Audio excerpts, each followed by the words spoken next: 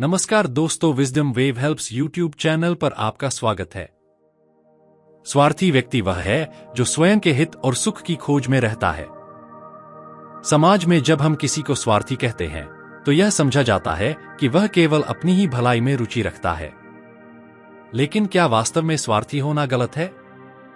क्या इसका मतलब यह है कि जो व्यक्ति अपने लाभ की ओर देखता है वह असल में गलत होता है? समाज में अक्सर देखा जाता है कि अच्छे स्वभाव वाले लोग दुखी रहते हैं, जबकि स्वार्थी लोग सफल और खुशहाल दिखाई देते हैं। ऐसे में यह सवाल उठता है कि क्या यह सच है, और अगर हाँ तो सही मार्ग क्या होना चाहिए? क्या हमें भी स्वार्थी बन जाना चाहिए? अगर अच्छाई के मार्ग पर चलने पर दुख मिलता है तो क्या हम अपनी सोच में बदलाव करें? इस पर विचार करने के लिए आज हम एक बोध कथा प्रस्तुत कर रहे हैं, जिसमें 5 महत्वपूर्ण सिद्धांत बताए गए हैं जिनकी सहायता से आप अपने कर्म को सही दिशा में ले जा सकते हैं और दुख से बच सकते हैं। कहानी आनंद की यात्रा। एक गांव में आनंद नामक एक युवक रहता था। आनंद एक साधारण परिवार से था, जिसमें उसकी पत्नी और 2 छोटे बच्चे शामिल थे। उसके माता पिता इस दुनिया से जा चुके थे और अब परिवार की पूरी जिम्मेदारी आनंद के कंधों पर थी। आनंद ने पहाड़ में पत्थर तोड़ने का कठिन काम शुरू किया था। यह काम अत्यंत मेहनत भरा था, लेकिन आनंद ने इस काम को ईमानदारी और लगन से किया। दिन भर की थकावट के बाद वह रात को घर लौटता था। आनंद का जीवन का एक महत्वपूर्ण सिद्धांत था, यदि मैं दूसरों की मदद करूंगा तो परमात्मा मेरा साथ देंगे। वह इस सिद्धांत का पालन बहुत कठोरता से करता था। उसे विश्वास था कि यदि वह दूसरों की मदद करेगा तो परमात्मा उसे कभी अकेला नहीं छोड़ेगा। इसी विश्वास के कारण आनंद अपने परिवार के कामों की परवाह किए बिना दूसरों की मदद करने के लिए हर समय तैयार रहता था। आनंद की पत्नी इस बात से बहुत परेशान थी।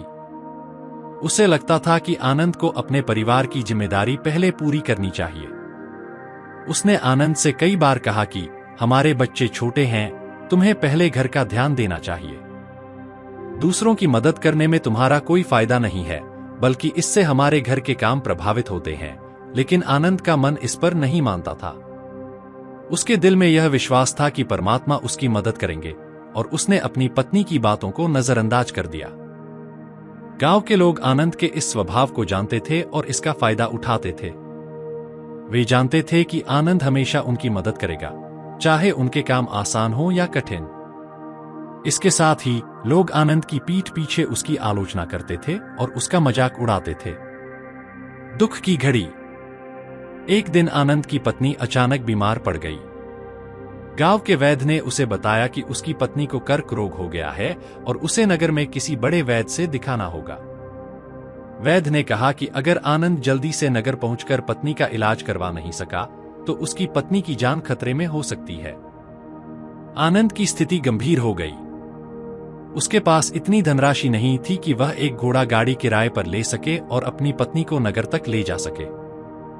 उसकी पत्नी की हालत दिन प्रतिदिन खराब हो रही थी। उसने सोचा कि वह अपने पड़ोसी धनु की मदद ले सकता है, जो व्यापार के लिए अक्सर घोड़ा गाड़ी लेकर नगर जाता था। धनु से सहायता की उम्मीद लेकर आनंद उसके पास गया, लेकिन धनु ने उसे निराश कर दिया। उसने कहा कि उसके घोड़े बीमार हैं और गाड़ी नगर तक नहीं पहुंचा सकेगी। हालांकि अगर आनंद धन की व्यवस्था कर सके तो वह अपनी मित्र की गाड़ी मंगवा सकता है। आनंद के पास धन की कमी थी, इसलिए उसने अपने हालात पर सोचते हुए धनु से गाड़ी मांगने का विचार छोड़ दिया। आनंद की आशा। जब आनंद वहां से लौट रहा था तो उसने देखा कि धनु का घोड़ा ठीक हो गया था और एक युवक गाड़ी में घोड़े को जोड़ रहा था। आनंद को यह देखकर आश्चर्य हुआ और उसने युवक से पूछा कि धनु ने गाड़ी क्यों दी। युवक ने बताया कि धनु ने गाड़ी उसे किराए पर दी है। यह सुनकर आनंद का दिल टूट गया। आनंद ने धनु की मित्र से गाड़ी मंगवाने के लिए गांव के एक सेठ से कुछ धन उधार लिया। वह धनु के मित्र की गाड़ी लेकर नगर में पहुंचा। नगर में उसकी पत्नी का इलाज हुआ, लेकिन वैद्य ने बताया कि उसकी पत्नी की बीमारी इलाज के योग्य नहीं थी और कुछ समय बाद उसकी पत्नी का निधन हो गया। अब आनंद के कंधों पर 2 बच्चों की जिम्मेदारी थी। आनंद ने देखा कि उसके सारे सिद्धांत और विश्वास टूट चुके थे। उसे लगने लगा कि अच्छे कर्म करने से परमात्मा साथ नहीं देते, जबकि बुरे लोग तरक्की करते हैं। संन्यास की राह। आनंद ने सोच लिया कि उसे इस दुनिया से विदा लेना चाहिए और संन्यास लेने का निर्णय किया। वह एक प्रसिद्ध भिक्षु के पास गया, जो उसे अपने जीवन की समस्याओं और कठिनाइयों के बारे में सुनने के बाद संन्यास के लिए तैयार कर रहे थे। भिक्षु ने आनंद से उसकी कहानी सुनी और उसे समझाया कि जीवन में संतुलन और सही मार्ग पर चलना महत्वपूर्ण है। भिक्षु ने आनंद को 5 सिद्धांत बताए। 1. अपेक्षाओं को त्यागें। जब आप किसी की मदद करते हैं तो बदले में कुछ पाने की उम्मीद न रखें। यदि आप उम्मीद करेंगे तो जीवन में दुख का सामना करना पड़ेगा, क्योंकि उम्मीदें हमेशा पूरी नहीं होती। 2. लालच को त्यागें। मदद करते समय अपने लालच को छोड़ दें। मदद करने का उद्देश्य स्वयं की भलाई नहीं होना चाहिए। यदि आप किसी के साथ अपने स्वार्थ को जोड़ेंगे तो आपकी मदद सच्ची नहीं होगी। 3. सामर्थ्य का ध्यान रखें। अपनी मदद की सीमा को समझें।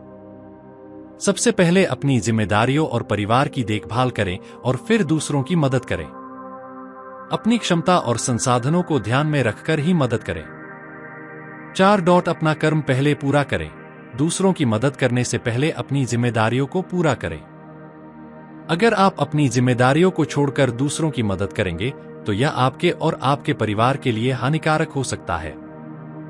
5. परमात्मा पर भरोसा रखें। जो कुछ भी होता है वह परमात्मा की मर्जी से होता है। अपने कर्म को निष्ठा से निभाएं और परिणामों को परमात्मा पर छोड़ दें। यदि किसी ने आपको धोखा दिया है तो इसे परमात्मा की इच्छा माने और संतुष्ट रहें।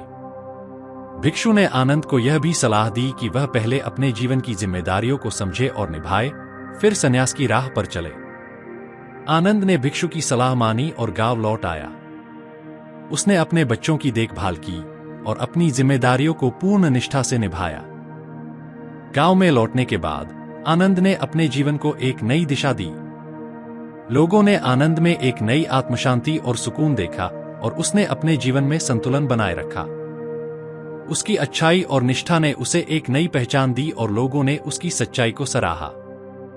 निष्कर्ष। इस कहानी से हमें यह सीख मिलती है कि जीवन में सच्ची संतुष्टि और सुख प्राप्त करने के लिए हमें अपने कर्मों को ईमानदारी से करना चाहिए और परिणामों को परमात्मा पर छोड़ देना चाहिए। स्वार्थ और अच्छाई के बीच संतुलन बनाए रखना महत्वपूर्ण है और किसी भी स्थिति में अपने कर्म और जिम्मेदारियों को न भूलें। आपको यह कहानी कैसी लगी?